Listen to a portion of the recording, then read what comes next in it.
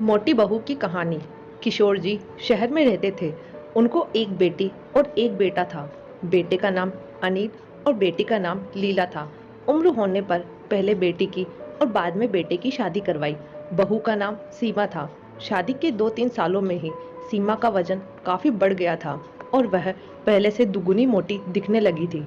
इस मोटापे की वजह से सीमा को कई लोगों के ताने सुनने पड़ते थे। पड़ोसी भी उसे मोटी भैंस कहने में हिचकिचाते नहीं थे। कितनी मोटी हो गई है, कैसी दिन पर दिन फैलती जा रही है, देखो जरा भी शर्म नहीं आती, पति बेचारा सूखा जा रहा है, यह देखो खा खा कर कैसे मोटी हो रही है। कुछ इस तरह की बातें अक्सर सीमा के कानों पर पड़ जाती थी। स्वभाव से हंसमुख सीमा इन बातों को इग्नोर भी कर देती, लेकिन उसे ज्यादा दुख तब होता था जब उसकी खुद की सास और ननद उसके मोटापे के लिए उसे दोषी ठहराते और भला बुरा कहती। अनिल शरीर से काफी दुबला पतला था। शादी के बाद भी उसके शरीर में रत्ती भर का भी फर्क नहीं आया था।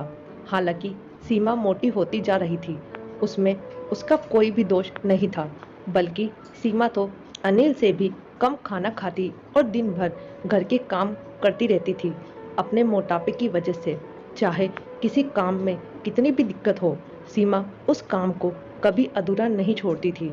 उसने घरेलू नुस्खे और कई तरह के उपाय करके अपना मोटापा कम करने की कोशिश की, लेकिन शायद उसके शरीर के हार्मोन्स ही थे जो उसे मोटा बनाए रखे थे।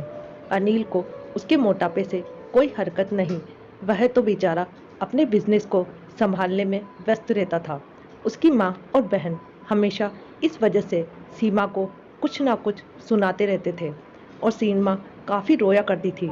सीमा जब भी मौका मिलता अपने पति से इस बारे में बात करती थी और कहती थी कि अपनी माँ और बहन को समझाओ, मैं मोटी हूँ, उसमें मेरा क्या दोष है।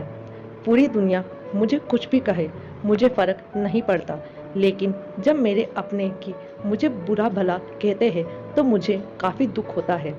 ऐसे ही दिन बीते चले गए। एक दिन सीमा की सास ताजी हवा लेने के लिए जब टेरेस पर गई हुई थी, तब वापस लौटते समय उसका पैर फिसला और सीढ़ियों से वह गिर गई।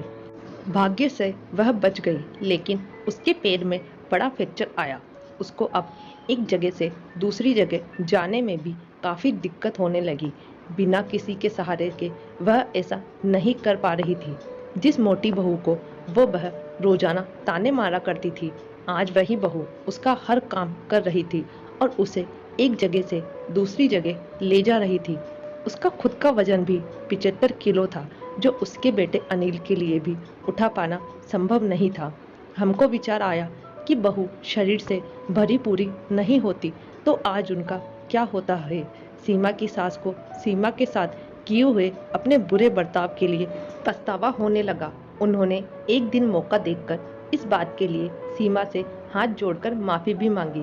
सीमा ने कहा, अरे मालिक, आप माफी क्यों मांग रही है? आप मुझे समझने लगी, मेरे लिए इतना ही बहुत है।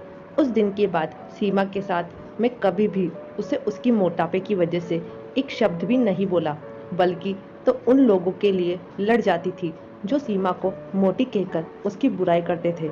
सीमा की ननद भी इस घटना के बाद उसे इस विषय पर कुछ भी ना कह सकी। खुश मिजाजी सीमा अब पहले की तरह ही सब कुछ भुलाकर खुश रहने लगी। तो दोस्तों, आपको ये कहानी कैसी लगी? वीडियो अच्छी लगे तो प्लीज़ चैनल को लाइक से सब्सक्राइब जरूर कीजिएगा। Thank you.